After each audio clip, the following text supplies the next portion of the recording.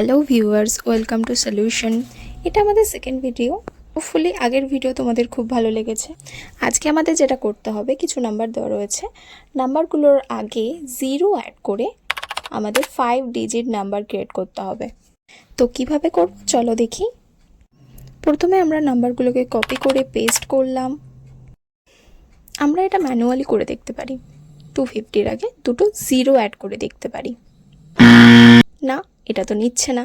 তো আমরা নেক্সট কি করব?